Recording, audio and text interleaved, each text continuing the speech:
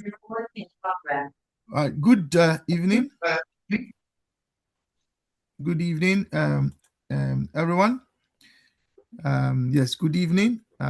Welcome to the Consciencism study group. As usual, today is Thursday, and we meet Accra time, 6 o'clock Accra time, in order to read and share our thinking on the reading. So welcome. The purpose of the reading, I think it's clear to all of us. If it's not, the purpose is to provide a history, if you like, of philosophical and ideological analysis for Africa's leadership, rooted in the Pan-African philosophy and ideology of Consciencism, which, as you know, was championed by the first president of Ghana, Osajifo Dr. Kwame Nkrumah. As normal, we read and then we share our thinking. So I'd like to welcome Brother Benny Owusu Sechire. I'd like to also welcome Brother Philip, and I'd like to welcome Sister Portia. Please, so Sister Portia is going to read for us what's on the screen, after which we should share our thinking. Others should join us shortly, and if they aren't able to join us, they will join us on YouTube, because we share our sessions on YouTube, and brothers and sisters go there in their numbers to listen and to watch our discussions. So thank you very much once again. Sister Portia, are you ready to read for us? Yes, Prof, I am. Thank you. Please proceed. And as usual, you read a bit slowly so we can take it in and do conceptual analysis as you read. Yeah, thank you. Okay, thank you, Prof, and many greetings to all. These considerations throw great light on the bearing of revolution and reform on socialism. The passage from the ancestral line of slavery via feudalism and capitalism to socialism can only lie through revolution. It cannot lie through reform. For in reform, fundamental principles are held constant, and the details of their expression modified. In the words of Marx, it leaves the pillars of the building intact. Indeed, sometimes reform itself may be initiated by the necessities of preserving identical fundamental principles. Reform is a tactic of self-preservation. Revolution is thus an indispensable avenue to socialism, where the antecedent social political structure is animated by principles which are a negation of those of socialism, as in a capitalist structure, and therefore also in a colonialist structure. For a colonialist structure is essentially ancillary to capitalism. Indeed, I distinguish between two colonialisms, between a domestic one and an internal one. Capitalism at home is domestic colonialism. Thank you. Sister Portia, did you read the last but second line again? Okay. Indeed, I distinguish between two colonialisms, between a domestic one and an external one. Capitalism at home is domestic colonialism. Right. Thank you very much. So I would like to welcome those of us who arrived after I welcomed everyone. So welcome Sister Tapua, welcome General, welcome Brother Coco, welcome Goodwill, and I think I welcome Brother Sam. Brother Sam, how are you today? Good evening, Brother Kwame and everybody on the platform. I'm good. Yeah, you look very relaxed. Are you happy to chair for us today? Chair, I'm not in a good space, please. Right. Okay, no worries. Sister Tapua, are you able to chair for us?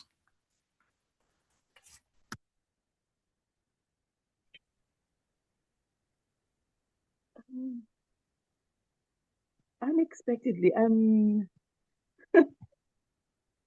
I'll try. Okay, so you continue, you chair for us. I will be the resource person, and you know what we do. You've been here for a while, so invite. We've done the reading, so invite others to share their thinking, and then I'll briefly chair so you can share your thinking later. Yeah, thank you. Please proceed. Over to you. Please note that we don't delineate how people should chair, except the broad guidelines. Chair according to your own personality. It's up to you. We leave it for those who chair to chair as as they want, except the broad guidelines, which is that we share our thinking. Yeah, thank you. Please Okay. proceed. Right. Thank you very much. Welcome, everyone. Maybe we could start the usual way. Is there anyone with words or expressions that need clarification? If you can just raise your hand, please.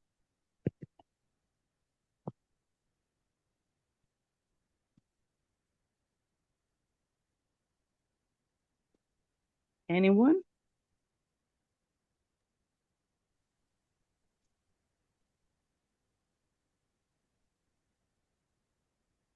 I would go for, I think in the last paragraph, ancillary.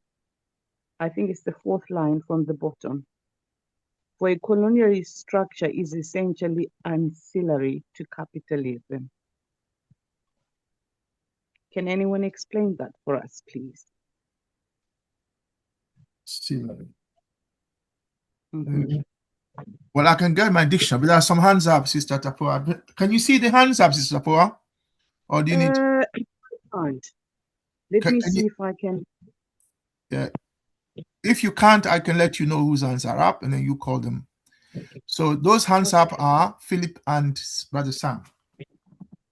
Okay, Brother Philip, can you go first, please? Helping us with answers. Yes. The first line speaks about these considerations. So I would like a refresher on what these considerations are. The first line says these considerations throw great light on the bearing of revolution and reform on socialism. Okay, right. My assumption is that these considerations is referring to something that we've read before. Maybe if we could scroll up so that we see what these is referring to, and if somebody else can help us with that, please. So we've read a lot, but the immediate last paragraph is what is on the screen. I will highlight that as well for us. So that's the immediate paragraph where we discussed a lot of things, really. We discussed socialism, laissez-faire, yeah, and so on and so forth. So yes. So Stapo, I'm happy to be quiet so people can read, so they can see what it was, read for themselves to see what it was we discussed here. Thank you.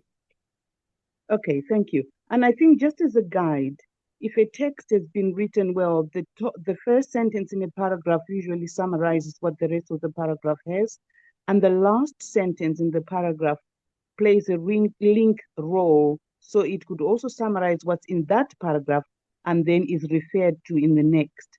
So I would go for socialism is a form of social organization which, guided by the principles underlying communism, adopts procedures and measures made necessary by demographic and technological developments. So we go these considerations. So these considerations are part of what's been listed there.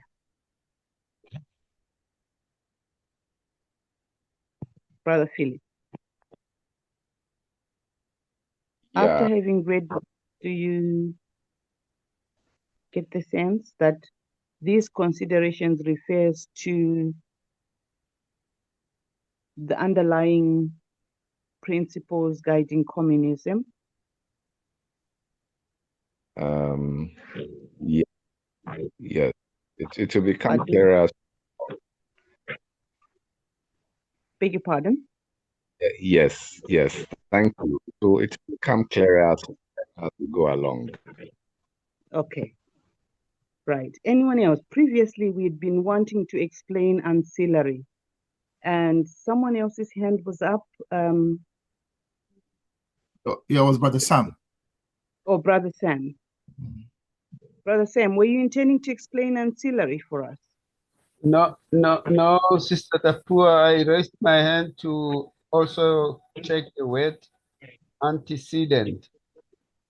Okay. Okay. All right. So, Tapua, Yes. the word ancillary, according to the Chambers Dictionary, is that which Yes. is subsidiary, subordinate, supplementary, additional in any way, not a necessary part of the, well, that's an extension.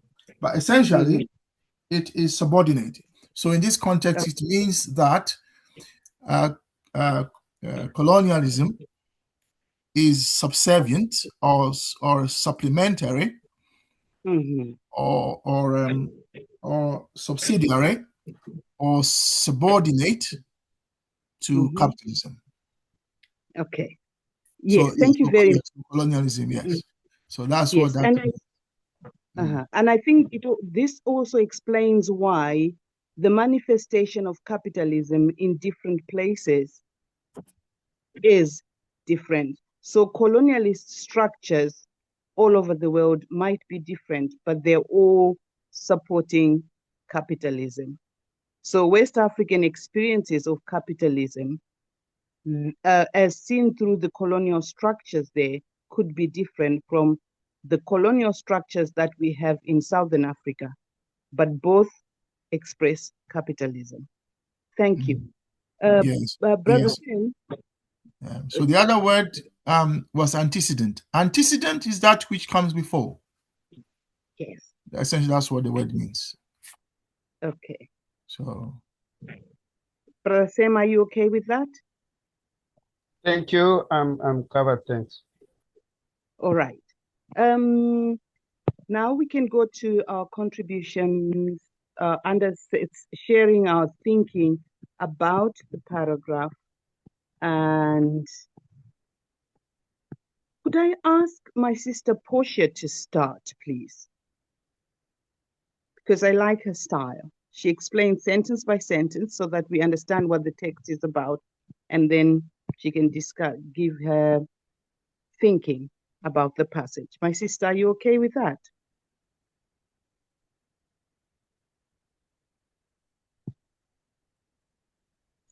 Yes, sister. Thank you. Thank you. Yes, sister. Okay. All right. Paragraph 1, and this is not my thinking, this is what the paragraph is saying. 1 is saying, in a said context, revolution and socialism are a focus. So they are being considered.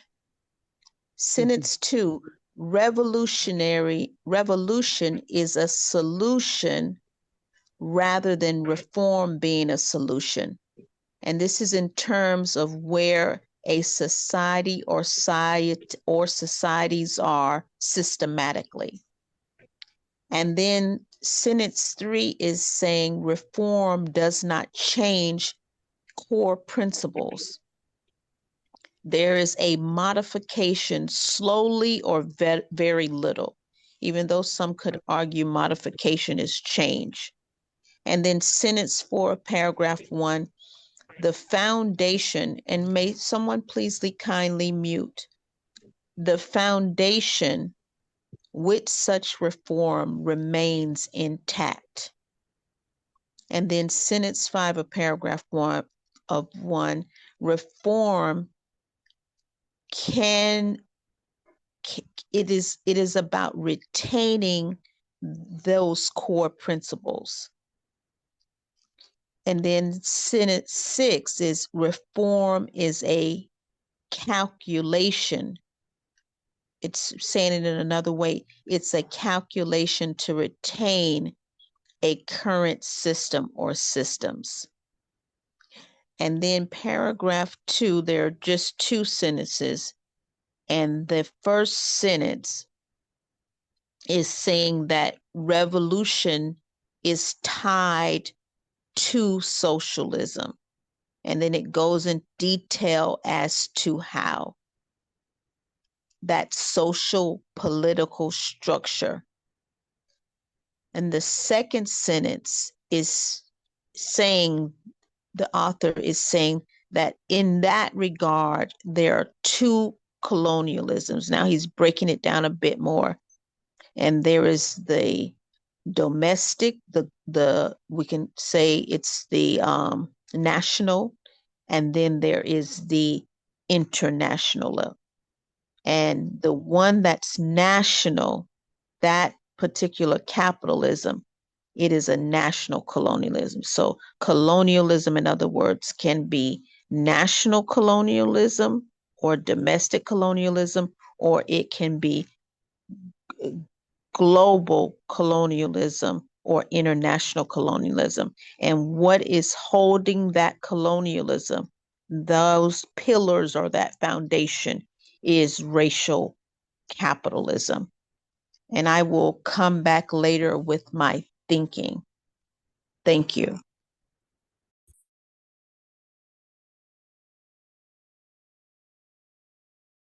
Right. Thank you very much, my sister.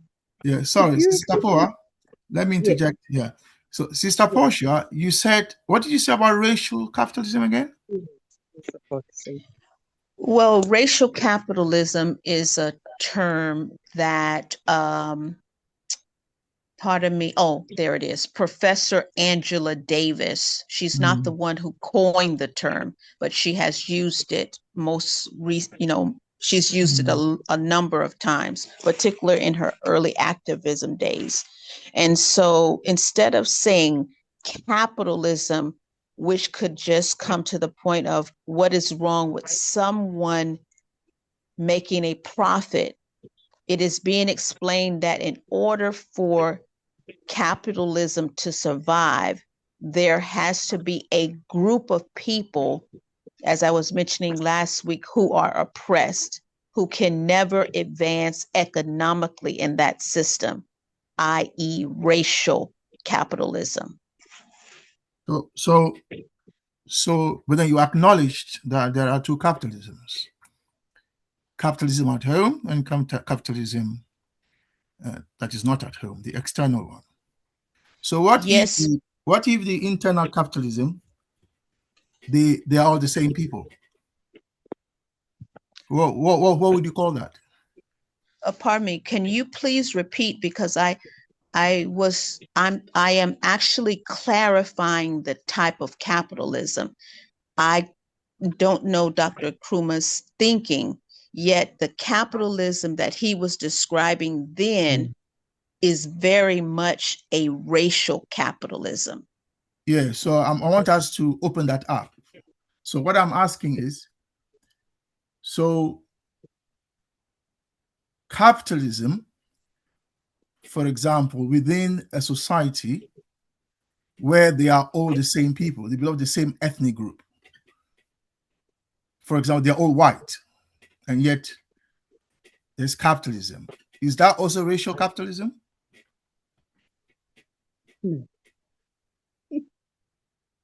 Prof, yeah. Usually in every country, there is a group that is marginalized, that is most oppressed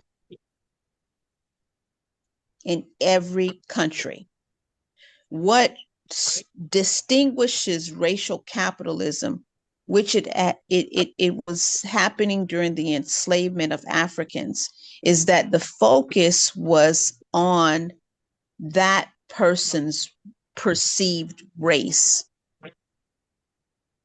And that is what has driven capitalism since enslavement. From, feudalism was different. And then as it been alluded to above. So So hold on. So I hear you. You made that very clear. I want us to push ourselves a little bit and look deeper.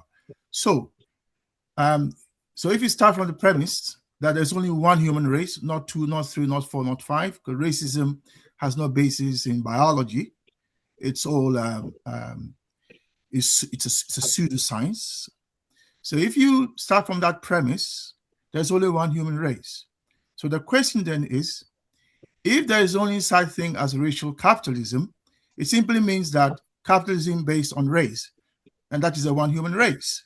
Now, if there is a society that practices capitalism and the people all belong to the same ethnic group, if we go by skin color, they are all pale skin.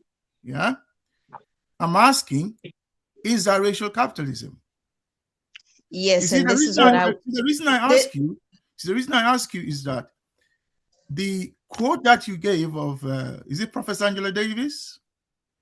Is Professor Angela Davis, but please permit me, Prof, to respond, please. So we have been reading that capitalism is derived from feudalism, which then moved into enslavement, and then now the current capitalism. And your query to me, to push me, is saying, well, wait a minute, Portia, there's no such thing as race. And I concur. Yet the impacts of race are very real. Even though we are all humans, there is impact that happens. There are negative impacts of race. Now, okay, to my point, also, you two pause there. Let me respond. So, can I come in, please? But Tapua, you are the chair, so I'm just interjecting. Chair. I'm coming in as the chair. Yes. If you just pause, let me finish the interjection. So, Sister Portia, so what I'm saying is, what I'm saying, I'm not saying that race doesn't exist. I'm not saying that. Let me pause. I've been asked to pause, so let me pause there. Go on, Sister Tapua. Yes, and then Queen Sister Tapo, I just wanted to complete my response because it's very important what Prof is asking. May I please complete? Yes, certainly. Thank you. So what Professor Angela Davis and others, she was not alone, what they came from that in really showing how brutal the system is that they were saying that globally upon those people who are most oppressed, what is the common denominator? And it is that it is Black people. And so this is why we are talking about racial capitalism. And just to challenge myself from a quick AI overview, it is saying that it is rooted in historical processes like enslavement and colonialism. It posits that capitalist systems depend on racial hierarchy and violence for capital accumulation, causing systematic disparities. And this is why you can see globally with Black people, we do not have an economic advantage, though we have an abundance of economic resources. I yield. Okay, thank you very much, my sister, for sharing your thinking. Just as an example, the independent African states now have capitalists amongst ourselves, and there's a bit of there's exploitation going on, Black on Black, Black capitalists taking advantage of other Black capitalists. Just as a pointer, is there anyone else who would like to make to share their thinking, please? Sister Chair, can I interject again? I think that we need to be clear on racial capitalism, so that everyone is clear what it is. So from Sister Portia's explanation, she's focusing on that part of capitalism that exploits on account of race. Now, capitalism exploits on different accounts. Capitalism can exploit on account of class. So your class position is that which is the source of your exploitation. Capitalism also can exploit on account of sex. So for instance, women, generally, the work they do in terms of keeping the home raising the next generation. All that is unaccounted for in capitalism, because capitalism exploits women without paying them for the work that they do. It devalorizes their work. So the reason I was after Sister Portia was to, as I was pushing her, is to widen the basis of exploitation and to say that there are instances where the exploitation is triple. For example, you're a woman, you are not even in the working class, and you are black. So in that case, you are being exploited on account of your race, if you want to use that term. You're also exploited on account of your class, because you are classless, and you're also being exploited on account of your sex. So if you and if you're a black man, you're also exploited on account of your race and your class, but not necessarily your sex. Now, in South Africa, those of you who have looked at the Marxist analysis of South African society, but some can contribute here if you want, will know that one of the arguments around South Africa was that the white minority basically made the entire black population, all of them, working class. And the challenge, the resistance to the white minority by the African elite was that we want to be part of you. I will pause there. This is why the ANC was formed. Yeah, the ANC was formed because they said, look, we are just as educated as you are. We want to be part of you. And that's where I just wanted to broaden that. That's what I wanted to do. Thank you.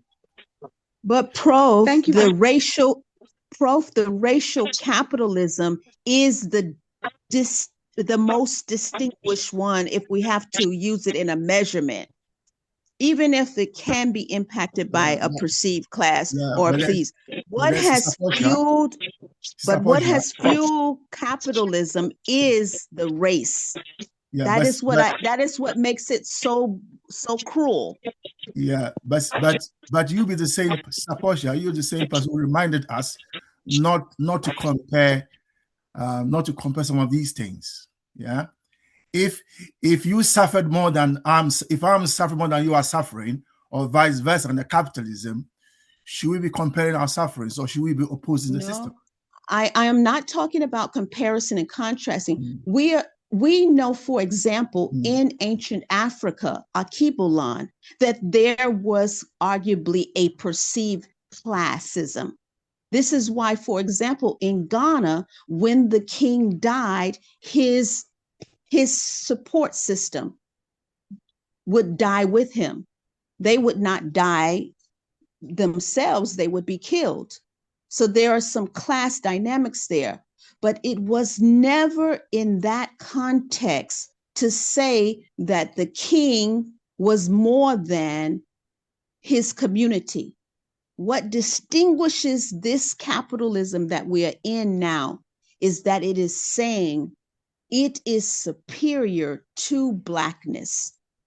And that drives it. This is why someone who is Italian, who came to the New York City during the Ellis Island days, would never, ever want to be presumed Black, even though they were treated in a lower class.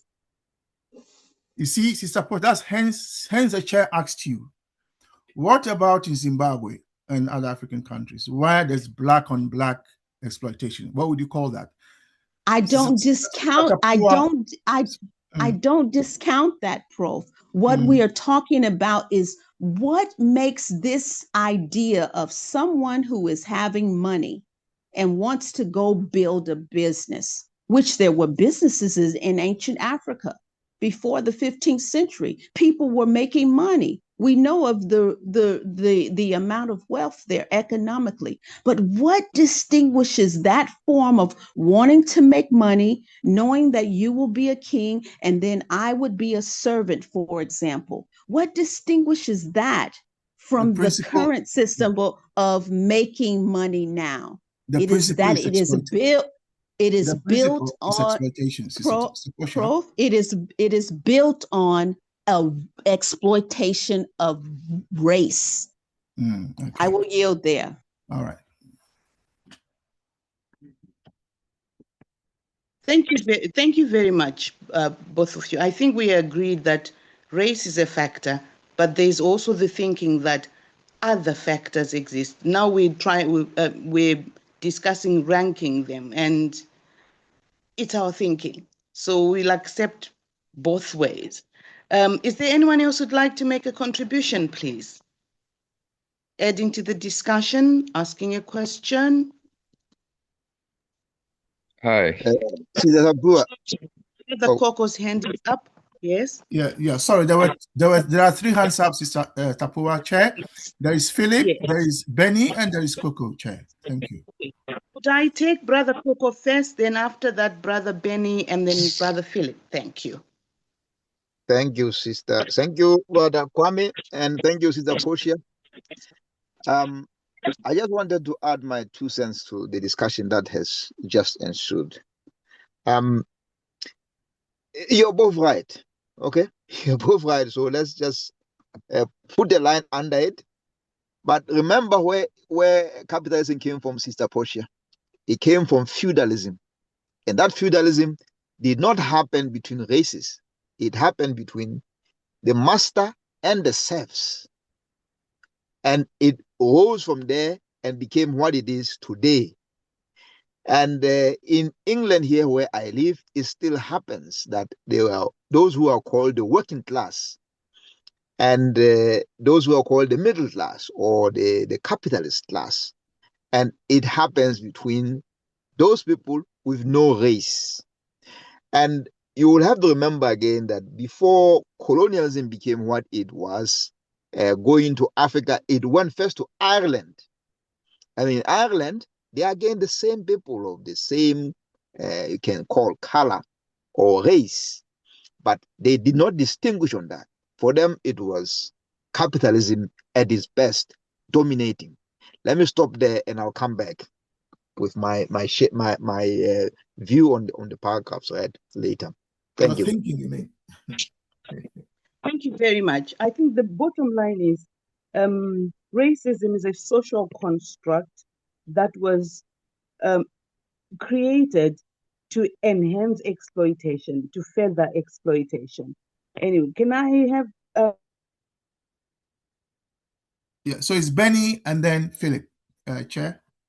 Chair, you are muted, please. Oh, sorry. Yes. May I have Brother Benny, please? After that, Brother Philip. I'm sorry, Brother Coco has actually put in what I wanted to say. That it's not, as Portia is saying, as if it was designed for only Black people. I wonder whether that time they had even seen a lot of Black people. But it has started at the period that it was targeted to their own people within the feudal system, so that is a little bit of what I want to say here. But Coco has explained already. Okay, thank you very much, my brother. Brother Philip, and then I'll try and look for ladies' hands up after this, or any ladies who might want to make a comment. Brother Philip, any comments? Yeah, thank you. Thank you very much. We have looked at capitalism that exploits based on race, on gender, on class, etc. I want to suggest something for consideration that is totally outside what has been discussed so far and perhaps even in history. Capitalism, and I'm speaking from the fact that we want to liberate our African mentality and so on. And I begin to wonder whether we don't have a kind of capitalism based on humanitarianism or being human, or, we in Africa, my suggestion is, my feelings are largely a lot of the exploitation is because we are human. We have not really descended to the ruthless depths that the European and American capitalists, exploiters, exhibited in the name of being civilized. I mean, the kind of atrocities and things, we don't have the heart to respond to them. I mean, when about 40 of us were thrown overboard a slave ship, or the hands and excuse me, say breasts of brothers and sisters in the Congo were simply cut. We don't have that kind of barbarism, and yet we are living with these kind of for want of a better word, barbaric elements in the system who not hesitate to eliminate us in the most inhumane ways, and we don't have the humanity inhumanity to respond to them. When the 28th February Road incident in Ghana, no apology has been rendered. The miners who were killed in Nigeria, precipitating the revolution, no apology, to the best of my knowledge, has been rendered. And we are still dealing with them, discussing issues with them. They come and visit their Santihini, and we sit down like gentlemen. The Kenyan Mau Mau war atrocities has not fully been accounted for.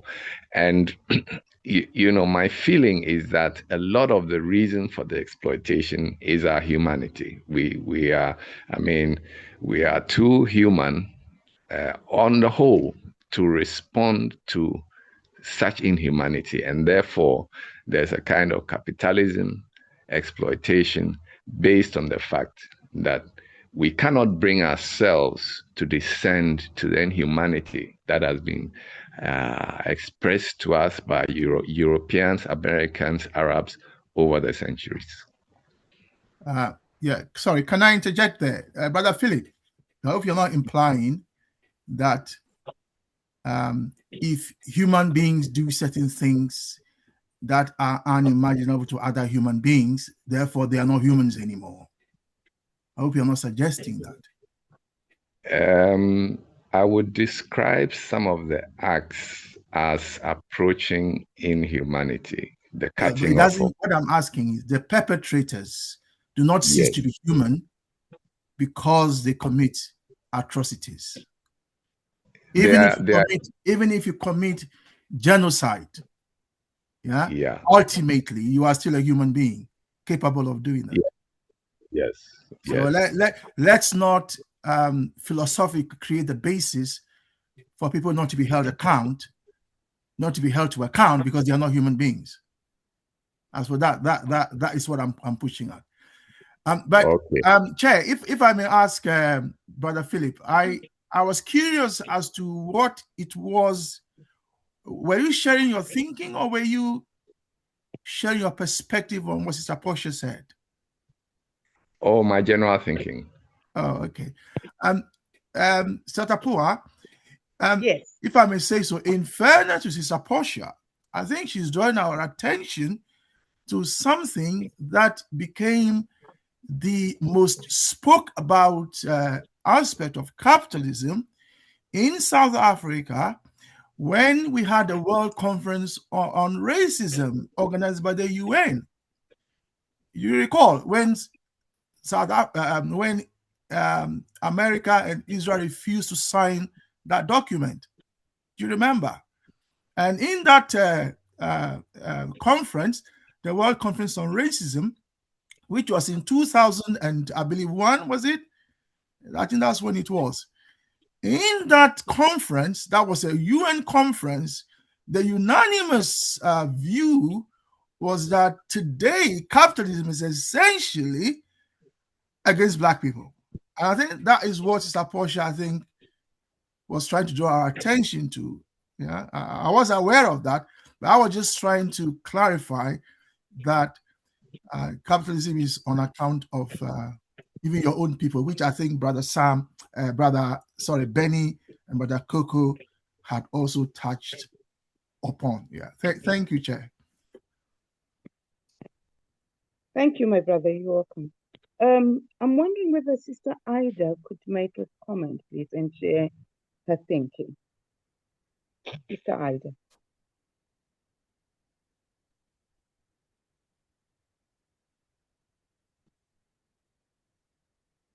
Sorry, did you call me? Sorry, I just had a phone call at the same time. Begging your pardon. No, it's all right. Would you like to share your thinking, please?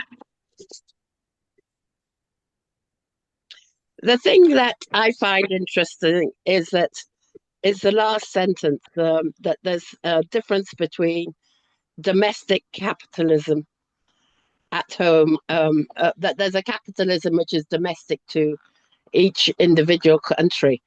I find that interesting because more often than not, we talk about capitalism as if it's a worldwide class that exists as a class. And even people in different countries either have capitalistic ways of thinking and doing things and exploiting their own. But he's actually saying to us that there's such a thing as domestic capitalism. So I was interested in that bit of it because I think too often we don't talk about we treat domestic capitalism as happening somewhere else, but it's actually happening within our surroundings. So I think that's the bit that I get most out of this, and also the bit about that revolution is part of the socialist system, because I think that even in everyday working environments, people who are called, troublemakers or whatever, it's all part of the revolutionary bit of every individual's surroundings. And if you're going to fight for those around you. So I was interested in those two bits of what the reading says. I have to say that the very top sentences I can't see because they're missing, even though Sister Portia did tell us about them, but I can't bring them down on my phone. So yes, those are the things that I got. Sorry, Sister Ida, the 2 paragraphs on the screen are what we are dealing with today. Okay. Oh, yeah. because it's highlighted. Yeah, yellow. No, but that was because we referred to it earlier. Thanks. Okay, thank you. So those were the 2 things that I really got out of it. That if you want a revolution, it's more likely to be a socialist revolution, and people are going to be fighting for rights, and it's more likely to be on the socialist side rather than on the capitalist side, where people are fighting to dominate others. Sorry, am I clear? Can you hear what I'm saying? Okay, I'll leave it at that. Thank you. Thank you. Right. Thank you very much, my sister. I can see 2 hands up, Brother Coco and Sister Portia. Are those legacy hands? Or you're itching to say something? No, it is not a legacy hand, Queen Sister. I would like to say something. You're most welcome. Can you go ahead, please? Thank you, Queen Sister.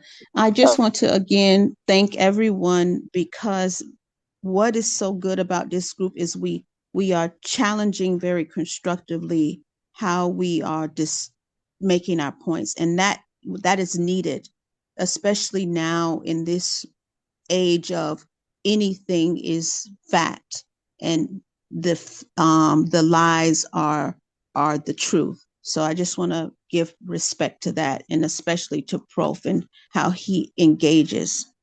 And I wanted to now try to, in Prof's last point about the 2001, I saw in the chat 2002, but I thought it was 2001 Durban conference. That is spot on what I was trying to say. And now I want to say it in another way. So it is correct that you have feudalism, then you have enslavement. I say, please remember that in the United States of America, in those early times of before it was trying to be 1776, indentured servants were called. But one of the problems was that the indentured servants, because the work was so brutal, they would just leave. And why would they just leave? Because you could not distinguish whether the person was an indentured servant or whether they were a noble person. And I have a problem with that term, but you get what I'm saying, someone with economic wealth. And so then this concept of how do we have enslaved people, what distinguished them, that they could not only be enslaved, but also if they chose to run away, we would know that they certainly were not someone with economic wealth. And that is the impact of racism. So yes, capitalism occurred, and it is a oppressive system out of that feudalism. Yet from those early times, I posit, of enslavement, what makes it racial capitalism is that now we could enter in people's mind globally and have them believe that the Black persons were inferior in everything, in every regard, agriculturally, philosophically, intellectually, economically. And that is what distinguishes it. And that is what we are living in to date. And then I'll just close with this point. And I Googled, but I read the reports.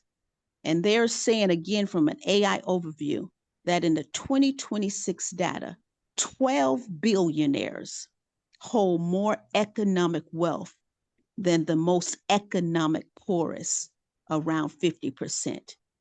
And I dare say that those 12 billionaires are all white men. Thank you. Yeah, can I interject again? Sister Portia, you said it well, but be mindful that some of the characteristics that you mentioned evolved much later. Yeah, before the invention of, so the white race as a concept, yeah, was invented after the Baconian Revolution in Virginia. That is when it was invented by the ruling elites. Yeah, and remember, initially it was ignored by both white and Black people. It was only when it was enforced by law that people sat up. So it is that which evolved so that today we talk about white people. But as you know, there is no such thing as white people, whether biologically or whatever. It is as Sister Tapua said it earlier, it's a social construct. And it was done that way in order for the ruling white elite to bring the white workers who, remember at the time, together with all other workers, because remember in those days, there was no such thing as you are a Black worker, I'm a white worker. They were all workers. But it was the invention of the white race that put a wedge between workers on account of their skin color. You see, and it was the laws that then came into being and evolved that has created what you are describing, that today, the world in which we live, which, as you also acknowledged, was the subject of the World Conference on racism. Yeah. So I just wanted you to put it in historical context. Thank you.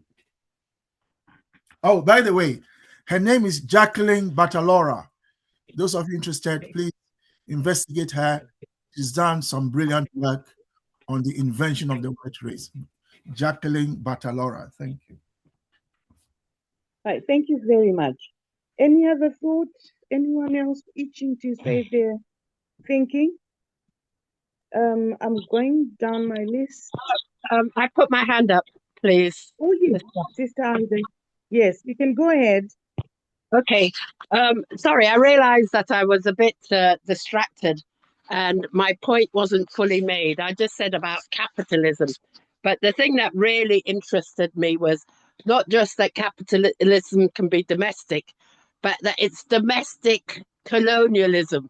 That was the word that when I first read it, I thought, whoa. So you're saying that in African countries, um, uh, capitalism at home is a form of domestic colonialism. And then I because then it might explain how places like the Congo, the things that we see happening to their people and the way they're made to work and the things that happen, it has to be, it has a lot of colonialism hands in it, but it's black colonialism. And when I say African colonialism, sorry, let's get this right. African colonialism against their own people. So then I think it means that we have to look carefully at what colonialism really fully means. That does it mean that you can get to a certain stage and when your wealth is enough, you suddenly start being so destructive to your own people, your own families, your own whatever. But it becomes so bad that you almost okay. Maybe it's the black face, white mask, whatever is it? I've got it not quite right, but that people suddenly then lose their humanity in their color. So what, Sister Steiner, what you are describing and what is describing is exactly what is happening in Africa today. It's called neocolonialism, where both domestic and both internal and external colonialism now work together to oppress the people. That is the essence of neocolonialism. That the interests of the people is subjected to external interests through the conjoined effort of both people who look like the Africans themselves and external agents. That is why neocolonialism is an instrument of imperialism. So what you are reading there is exactly what is happening today. And Satapua has mentioned it. If you take the land issue, how come all of us own the land? Then then capitalism came in the form of colonialism, stole our land, and then when capitalism left, didn't really leave, but when they gave up some of the land, suddenly it's owned by only a few black people. How did that happen? I thought we all owned it. So if it is given back, it must be given back to all of us. Yeah. So I'm saying that, Sister, what you are describing is what we mean by neo-colonialism. Thank you. Thank you very much, my brother. Thank you, sister, for the contribution. I think it brings us to the point that's really confusing and used by the internal colonizers. When they start playing the black card, it's now our land, which is why I struggle when people say Mugabe repossessed their land and gave it to the people. They just took it to themselves, and it's the internal colonialists who've got the land now, but they're using everybody else as a shield and making the whole world, particularly Africa and Black people, believe that we got back the land when we didn't. I'm ready to take the next comment. I'm sharing my thoughts yet. Brother Pigbin, is he here? Yeah, his hand is up. Sister Chair, his hand is up. Okay. You can take the floor, brother. Greetings. Can you hear me? Just confirm that. Yes, we can. Yes, we can hear you, my brother. You can go ahead. Thank you for the contributions that have been focusing on, majorly I can say they've been focusing on racism and, of course, colonialism. But permit me to share my thinking. I'll do it as Sister Portia do it, line by line. The first sentence talk about revolution and reform on socialism. But then Nkrumah says that the passage from the ancestral line of slavery that goes to feudalism then capitalism, if it has to move to socialism, can only take place through revolution. And I think then it goes ahead and says the description of both sides, the revolution and reform, because it says it cannot lie through reform. And why can we not achieve socialism through reforming capitalism? Because basically we are trying to transit from capitalism, and why we cannot have it through reform is what Nkrumah says in the next line, that for in reform, fundamental principles. And the key thing is fundamental principles. If you look at the previous paragraph, Brother Kwame, I don't know if you can be able to highlight it for me. There were issues that then Nkrumah introduced on the differences between socialism and capitalism in terms of fundamental principles. Brother Kwame, sorry for asking much. Are you able to take me back to the previous paragraph of our previous screen, brother? Yes? It's on the screen, yeah. No, the other one. The one before this one. Of course. Yeah, that one. Now, where Nkrumah says that whereas capitalism is development by refinement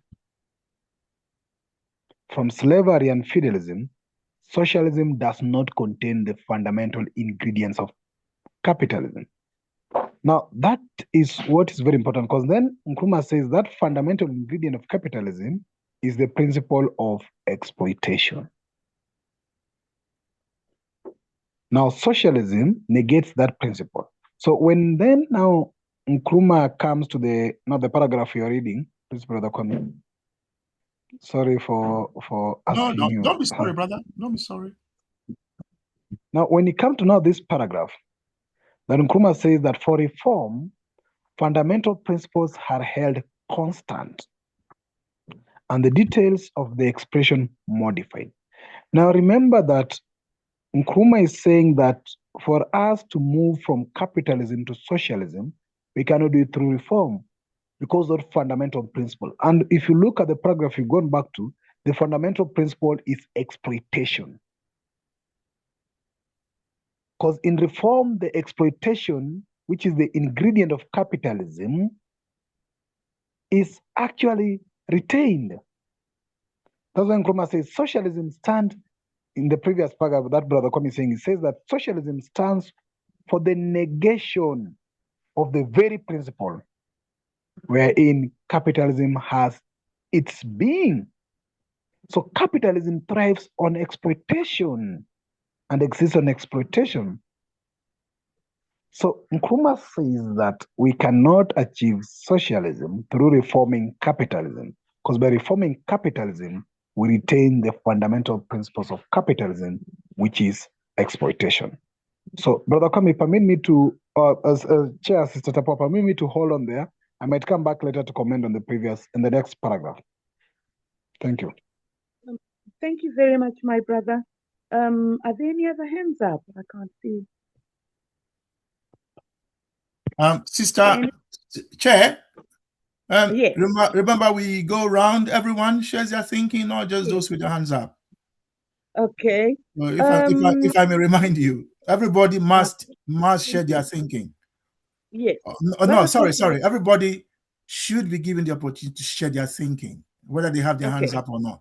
And Chair, We discourage people from coming back again and again and again, just so others can also share their thinking. The only person who is permitted to come again and again and again is a resource person, and that is me. Thank you. Okay. Thank you very much, my brother, for reminding me. May we have Brother Sam, after Brother Sam, General Anunnaki, please, to share their thinking. Thanks, Sister Tafua, the chair. Brothers and sisters, I've listened attentively to the discussion, and I think I agree totally to the input that were made, that in a given state, in a given country, in a given situation and time, we have experienced all these aspects of colonialism. And basically, my input is that we should not forget what are the fundamentals here. And the fundamentals is we are talking about economic systems that are implemented in a given country. And in this stage that we are talking about of capitalism, the economic system is that one based on the ownership of the means of production by a few, as opposed to in socialism, where the means of production will be owned by all. And the basic principle of that capitalist state is to exploit, to get more profits, and to make sure that privately they can develop at the expense of the oppressed, whether it's racially or it's by class in that society. That is fundamentally what we need to really focus on. The economic system that is based on exploitation of man by man. And it's good when we express it like this, the exploitation of man by man. Then we remove this cloud of racial system. Because if we look at other countries like Russia, if we look at France, the whole spectrum of a revolution took place. And at times, there was not external forces. There were people internally dealing with the division of society in those classes that were there. So this is the same situation. Yes, when they came to Africa, the Europeans, they came already having made all these frills. We call them frills. They make sure that they continue exploiting people. When they started to discriminate on the basis of saying they are a superior race, they wanted this non-race that they wanted to enslave and make sure that they can be dominated at all costs. So for me, those were just processes of making slavery or making capitalism thrive so that they can accumulate as much as possible. So basically, that is the essence of what I read out of this. Thank you. Can I come in there, interject? So thank you, Brother Sam. So 2 points. For the first one, to add to what you've said, sometimes, well, first of all, the word revolution, let's all be clear, does not mean violence. Okay? So Brother Pigeon tried to explain it, as he did, by drawing our attention to the principle of exploitation. It is that principle of exploitation which, if it is changed to non-exploitation, that is what we mean by revolution, when that principle is changed to a different one, right? So that is the first point. Revolution does not necessarily mean violence. And then the second point is that neither does reform mean non-violence. And the example is England. So thanks, Brother Sam, for the 2 other examples, Russia and France. The third example is England itself, where it was a reform from feudalism to capitalism. But look at what happened: the bloodshed, the killing, the overthrow of, in fact, there were 2 armies, the parliamentary army and the army of the monarch, and they went to war. Over what? Over that reform. So reform doesn't necessarily mean that there is no violence. Sometimes reform can entail violence. Thank you.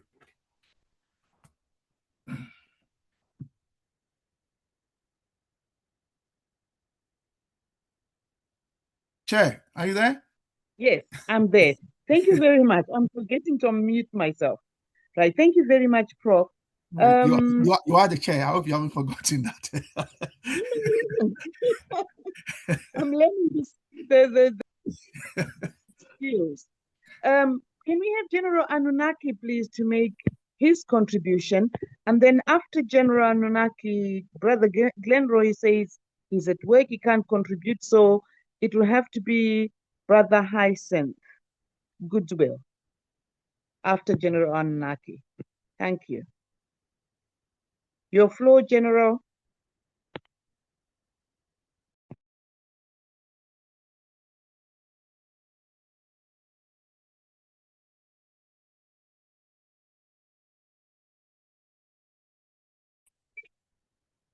General Anunnaki.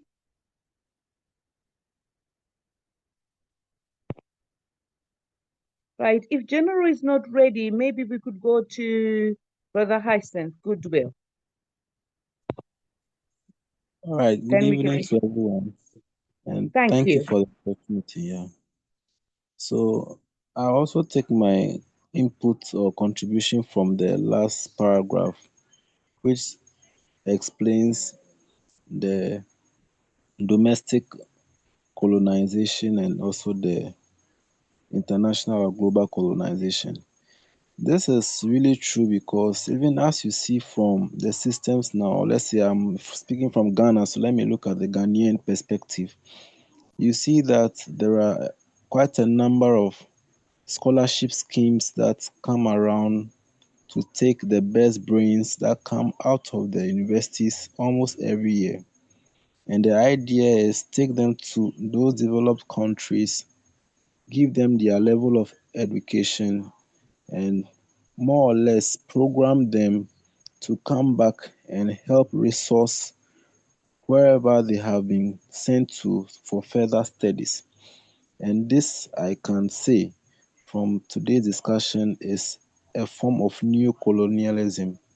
And you can see that even those in authority, or let's say some, not all, but some leaders also have this mentality where you can say, basically based on our discussion, that is more like a domestic colonialization where some think they are better than others and use their influence to suppress them to make more gain, whereas this shouldn't be so. So this is what I have to contribute, and sincerely today's discussion has made me to appreciate the fact that though we say we are an independent state, more or less we are still being exploited somehow. Thank you.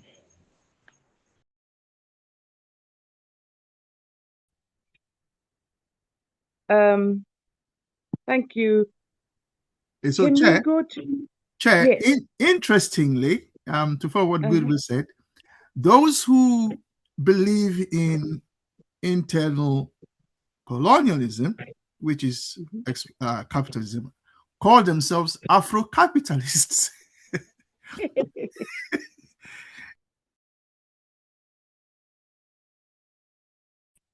Yes, that's an interesting one, because there are Africans who believe in capitalism, which brings into question how we're going to forge a unified Africa based on Africans with different philosophical positions. May we go to the next contributors, please? And on my list, I have someone called Hypercon. Sorry, I'm sure that's not your name, or maybe it is. Followed by Brother Eric. Yes, yeah. Hypercon is Brother Mauli. Oh, all right. Okay. Can we have you, Brother Mauni? After that, we have Brother Eric. Okay, greetings. And Brother Kwame, the Afro-capitalism, once they also believe in that because of Marcus Garvey's approach. According to them, Marcus Garvey believed in capitalism. So it has been like, this is the foundation of it. So in view of that, can we say Marcos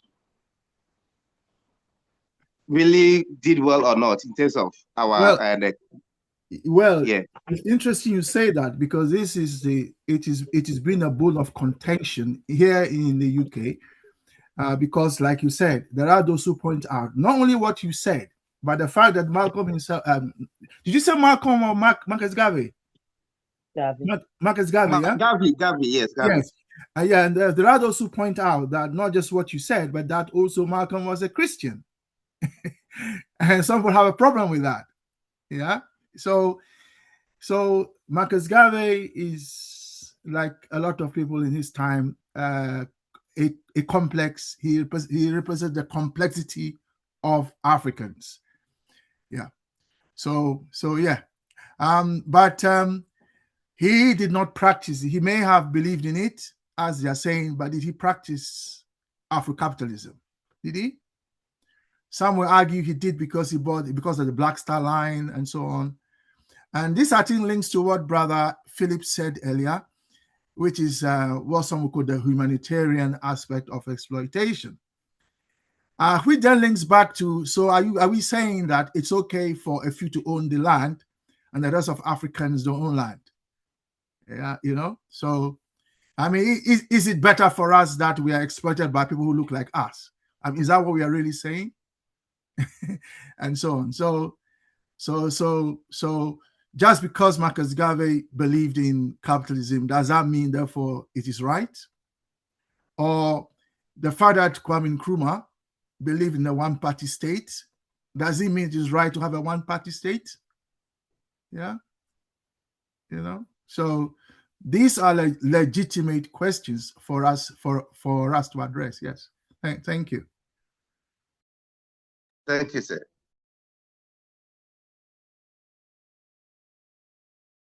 Brother Maluwuli, do you still have any contributions to make in terms of your thoughts about the passage? Yeah, so I just joined, so I'm here to read it due to my particular situation. No, that's fine. Okay. Have I missed anyone? Brother Eric, your turn. Brother Eric. You have missed me, Sister Tapua. Okay, I'll pick you. You get onto the floor after Brother Eric. Thank you. Is Brother Eric available? Yeah, Chair. Just so you know, those who haven't spoken are Brother Setshaba, Brother Eric, yourself, General, and Brother Coco. Thank you. Oh, Brother Coco and Brother Benny. Thank you. So you still have a few others speaking. Okay. All right. So can we have, if Brother Eric is not available, can we have Brother Coco then, please? I think Eric is available. Oh, okay. Brother Eric. He just needs to unmute himself. Yeah. Thank you, Sister Tapua and Brother Kwame. I'm available listening, except that I am at work. I'm just signing out. So let me keep listening as the other comrades contribute. All right. Thank you very much, Brother Eric. May we have Brother Coco's thoughts, please? Brother Coco? Thank you. Thank you, Sister Tapua. Thank you, Brother Kwame, and all the contributors tonight. Let's start from the beginning and talk about reform. What does he mean by reform? He means changing policies without changing the underlying structure. That means adjusting wages, laws, or representation while leaving ownership and power intact. So this is why he cites Marx's metaphor. Reform leaves the pillars of the building intact. So in this case, capital still controls production, and a small group still owns land, industry, finance, and exploitation, crucially, is softened, not eliminated. Reform may improve conditions temporarily, but it preserves the system that causes inequality. This is what his case is against, that reform continues to protect capitalism. And here where he talks about reform itself is sometimes a technique to preserve the old order. That's what he means, that it protects capitalism. And minor concessions, they claim resistance, they calm resistance. So by making it small, you end up not rebelling as much as you will rebel if it was outright oppression. Oppression in that case becomes less visible, but it's still there, it's still real. And the people are absorbed into the system itself instead of actually changing it. And now let's talk about the colonial and post-colonial Africa. Under colonial Africa, no, I mean, when we move from colonial into post-colonial Africa, we got what was then called political independence, but did not get the economic independence. And then what happened is that the African elites, they replaced the colonial administrators. And then foreign control of resources, it continued, but in this case, softly, softly, under the African elites. So this is, if you can see that dichotomy of moving from colonial administrators to African elites, then you understand how colonialism continued and how now we have domestic colonialism, because the African elites never changed things. They inherited the colonial system and continued with that colonial system as it was.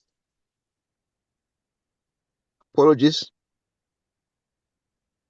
Someone was trying to call me.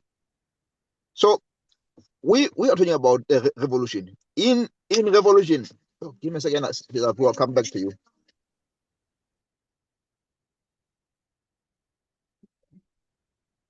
Sorry, Chair, Brother Kuku, I think he's on the phone. So if I may interject until he comes back. So the way Brother Kuku puts it is okay, but I want us to look at it another way, which is that the struggle for political independence was never the objective of the independence movement, and this is documented. Yeah, the purpose of independence was that we have economic independence. However, our fathers and mothers and forefathers and mothers were clear that in order for you to make the policies that will liberate you economically, you had to have political power. So the political independence was meant to then put Africans in charge of the state or the economy, if you like. But some likes us to use the word economic systems, which I think it's okay for our purposes, yeah? So that we have Black people in charge or Africans in charge of the economic system. Then once you are in charge of the economic system, you can then take the decisions as are required in order to end exploitation. And as Brother Kuku has pointed out, that did not happen.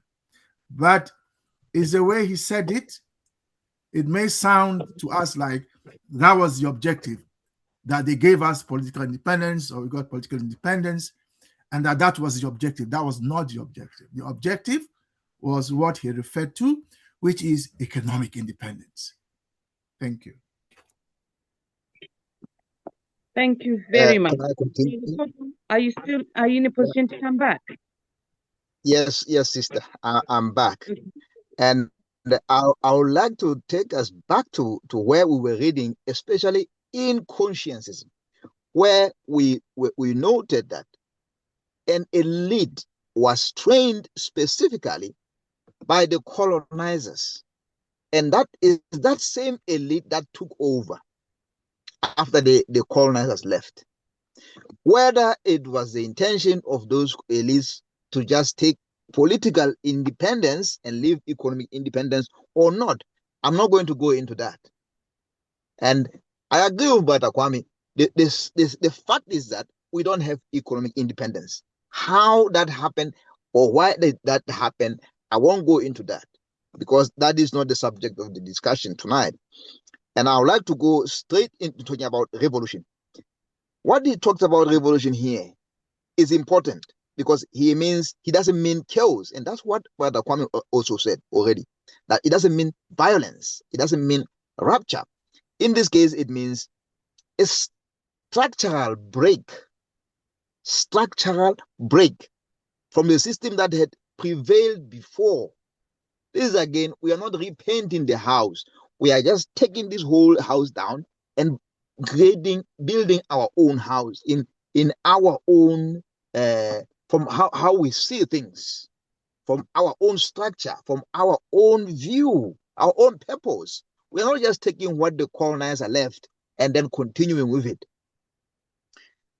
And it's a transformation of ownership, power, and production. We are moving away from where the African is just a laborer on his land. And the white man has now been replaced by an African elite, and the African majority, African masses continue to be laborers. And they don't see where the resources are going to. Then it's by revolution, we end the logic that we have to live for others or live off others. That's a small minority which was living on others. It has to stop that. So everybody works and everybody benefits from the sweat of their brows, as you might call it. So revolution, it changes who owns the land, factories, minerals, and who controls the surplus, importantly, surplus value, and who decides the economic priorities. Majority of us as Africans, we don't even know what the economic priorities are in our countries. We struggle from day to day, eating whatever we have, whatever who else had mercy on us. So just to cut it short, it connects to Pan-African unity in this case because the problem of Africa was structural, not just political, which me and Brother Kwame, we agree on that. That what Dr. Nkrumah saw was against the colonial borders, which continue to divide us. And that is how exploitation happens, by fragmentation. And the African states are dependent on exporting raw materials because that's how they were structured before under colonization, under colonialism. And they're still like that even as we speak. And the infrastructure, importantly, was designed for extraction, not integration. We don't have that infrastructure, which is geared towards uniting the African continent. We still have an infrastructure which is geared towards exploitation, for transporting materials to England, to France, and to all the other countries that exploited us. And the foreign capital is still controls finance, trade, and exploitation is still rife in Africa. That is the problem we are facing.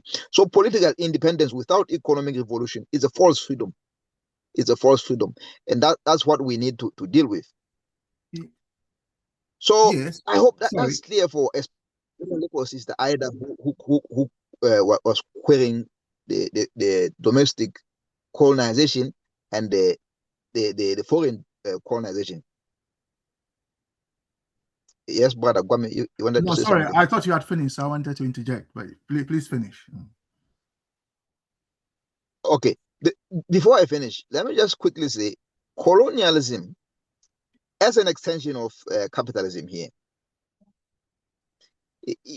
is essentially, we say it's supporting it. That's why it's ancillary to capitalism. It's serving, it's attached to it. There is no daylight between them two. So capitalism, colonialism as such, is just a tool. Capitalism is the main body here. We came to be where we are because they were using us for their capitalist gain.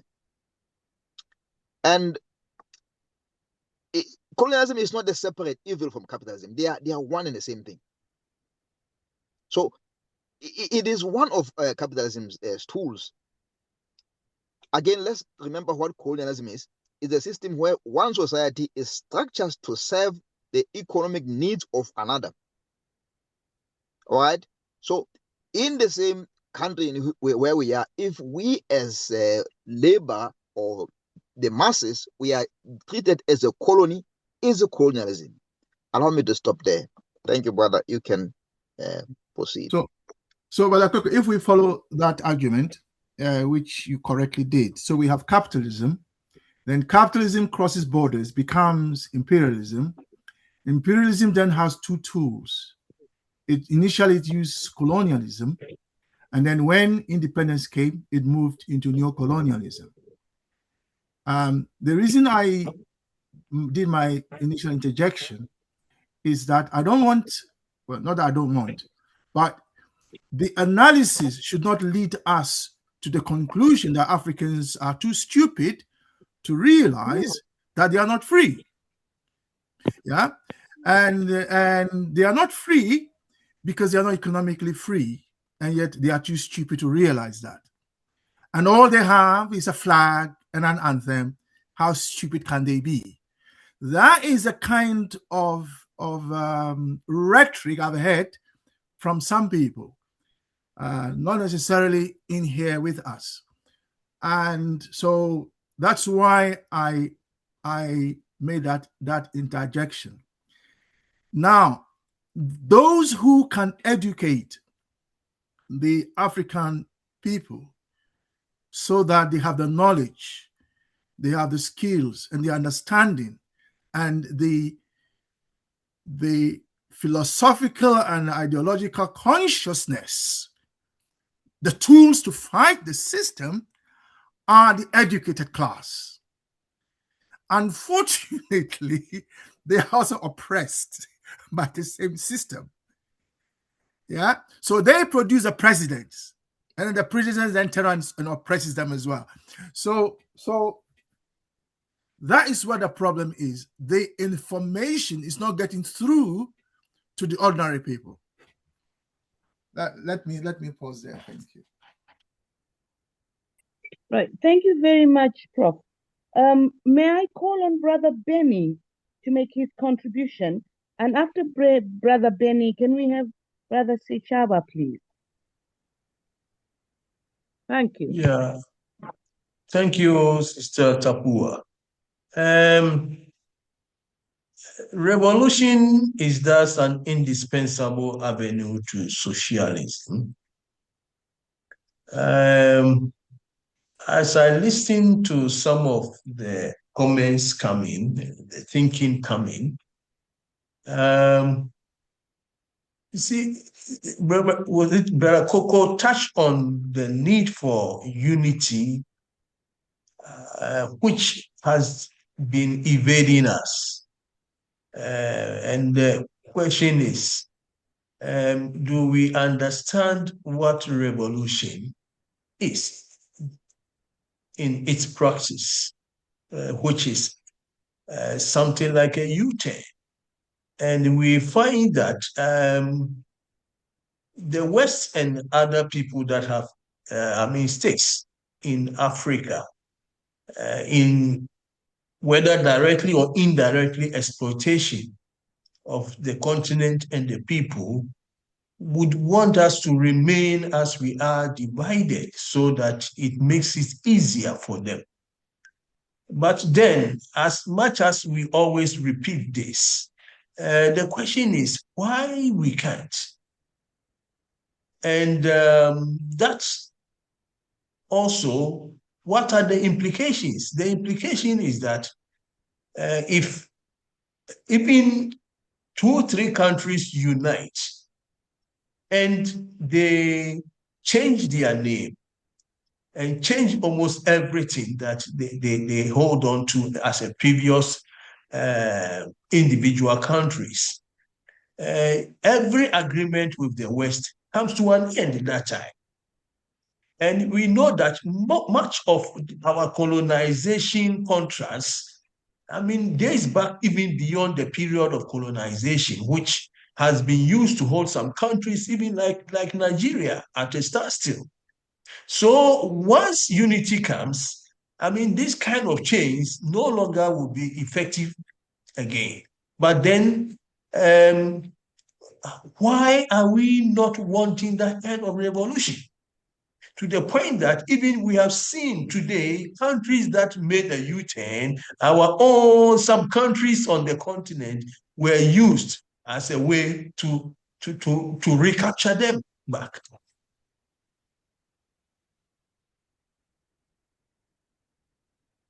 Yeah, let me pause here before I make it more longer than it is. So what I'm trying to, my thinking is that what prevents us and what is making us not see that the very logic which the West in particular fear is where we escape from the traps they've set by the previous contracts, which were done even probably without any understanding of what those people at that time were doing. Yeah. So Brother Benny, as you know the history of the Gold Coasts, something happened. And that thing that happened is what catapulted the anti-colonial movement. You remember that story? So, yes. So something happened, and then a royal family in the Gold Coast decided to fight colonialism. Yeah. And that is what then transformed itself later on with Nkrumah coming in, blah, blah, blah, blah, blah, blah. You know the history.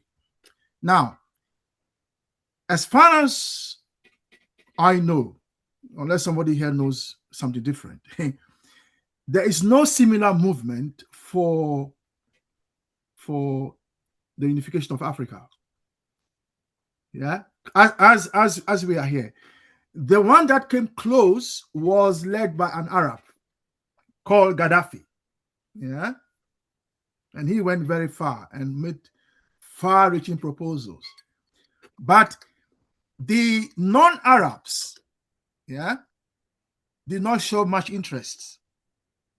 Some of them recently have been shouting about unification after being in office for 47 years. They suddenly seen the light. And they saw the light when another president was abducted from his residence. So then they realized that they can be abducted easily. So they started shouting about independence. So I'm saying that what if to answer your question, there is no we here are sharing these philosophical and ideological positions. On Saturdays we meet and talk about unification. Even we're not talking about unification. It was one of our sisters here who doesn't like me to mention it, so I've stopped, who actually, through what she was saying, actually made us even realize that we were assuming that unification would just come by itself.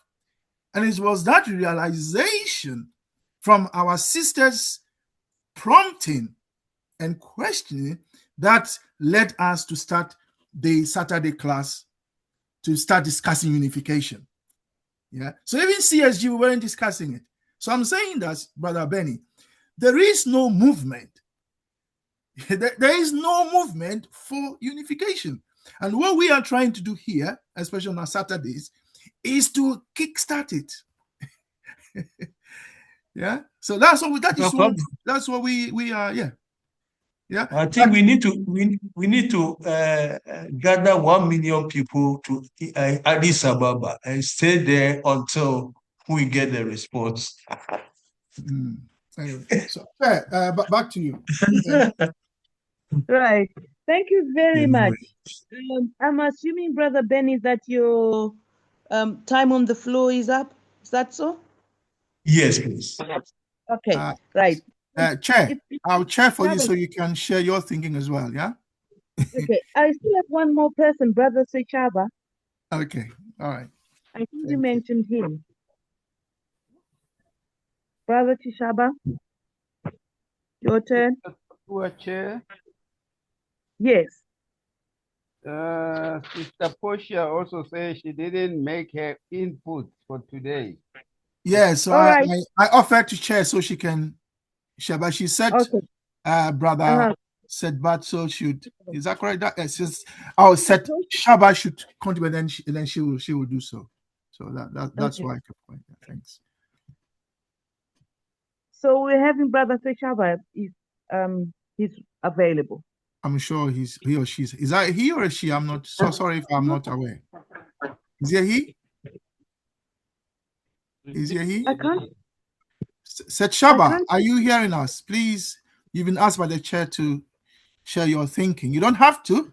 If you don't want to, it's a please he. do so. So We can he move was on. here last week. He shared his. Oh, does he? Okay. Yeah, thank you. Thank you. Said Shaba, the chair has asked you to share. He may also have stepped away from the yes. Yeah, from his equipment. So your Sister Tapua, you share. I'll step in temporarily, and then you share. And then if he comes back, he can share. Thank you. Okay. Has General Anunnaki said anything yet? You called him, but he hadn't said anything at All the right. time. Right. I will hand over the chairmanship to you so that I can share my thinking. Yeah, thank you. Can I also pass it on to Brother Pigeon? Thank you. That's okay. Right. I think it's going to sound more like a summary of the contributions that have been made, because I've had the privilege to listen to everyone else and synthesize my own thoughts in the process. What I've learned today is socialism will only be birthed by revolution, because the capitalists are not going to give up. They will reform things.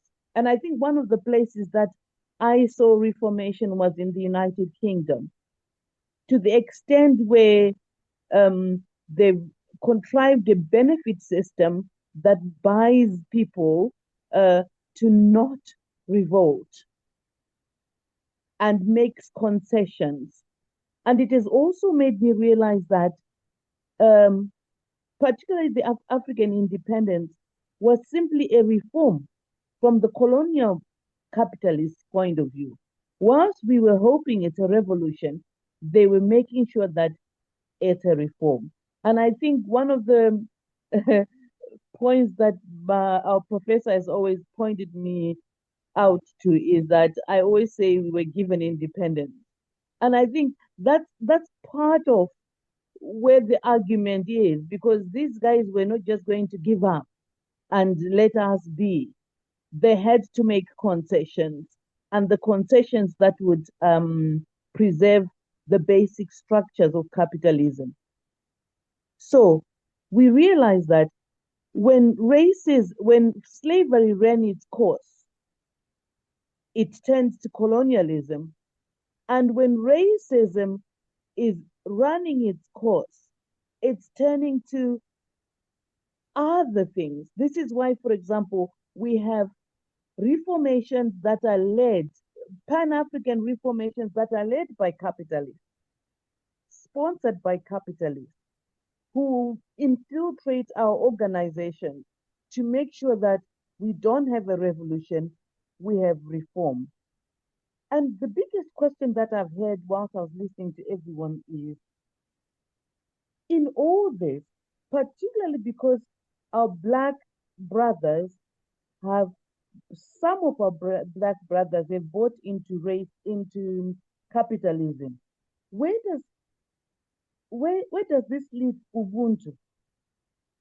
From their point of view, is Ubuntu relegated by capitalist principles? And the big question is, can Ubuntu lead us to unifying Africa? Especially when we now have people who are out to look after their own interests. And then I also, learning this today and the discussion that we've had today has led me to a better understanding of the misunderstanding of some of the roles that our leaders, colonial leaders, or independence leaders, we had so much expectation on them without realizing that the capitalists would pivot. So, for example, the responsibility that was put on Mandela's shoulders to deliver South Africa from the capitalists was unrealistic because they were bound to pivot, and they did pivot. And then we are expecting the political parties that were formed by our Black elite who were aspiring to be what the colonialists were. We still expect them because of their skin color.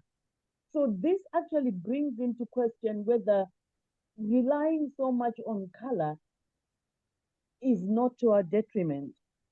So my take for today is, in order for us to have a unified Africa, we need to have an understanding of the colonial structures or neo-colonial structures that we must get rid of.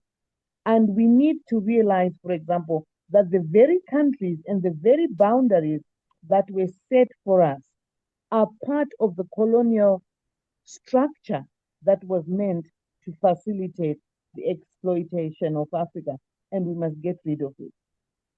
The question is, how prepared are we for the revolution?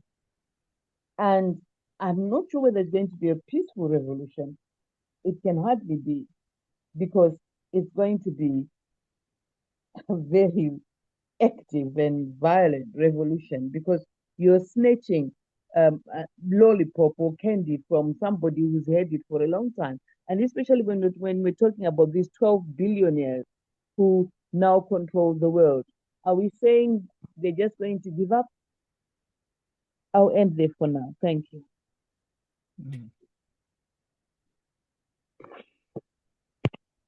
Right, thank you. Looks like Pigeon is not responding. So, yeah, so the time is 4 minutes to the end of the lesson, the end of the class. We won't take any more questions. We shall go to announcements. I know there are 2 hands up. Sorry about that, Coco and Sister Portia. Sorry about that. Brother Pigeon, are you here to make announcements? Yes, I'm here, Brother Kwame. Yes, please. Please make the announcements. Thank you. Okay, I see we have 5 minutes to go, but Sister Portia was saying she didn't share her thinking, but if as by directed, I can just... Portia did share her thinking. I think so. But if not, she can share it next week. She'll be the first to share. Yeah, she was saying that she was reacting to racial issue. Thinking. So then she'll be the first to share next week. Yeah. Have you taken over from the chair? Prof? Sorry? I'm wondering whether we could have the grace to just give Sister Portia 2 minutes. Just 2, nothing more. Okay, well, the chair has spoken. Pigeon, the chair has spoken, so let's yeah, Brother Kwame, we have 4 minutes to the end of our time, so we are not late. Well, my time is saying 3 minutes, so I'm reading a different time. So anyway, please carry on. Thank you. So, Sister Portia, please take your 2 minutes, then I'll close in 1 minute. Please go ahead, Sister Portia. Thank you. I want to share my thinking on the 2 paragraphs, which I did not, so thank you. It is just to say that it's true, this group is looking at how we are practically going to have a revolutionary, a sustainable one.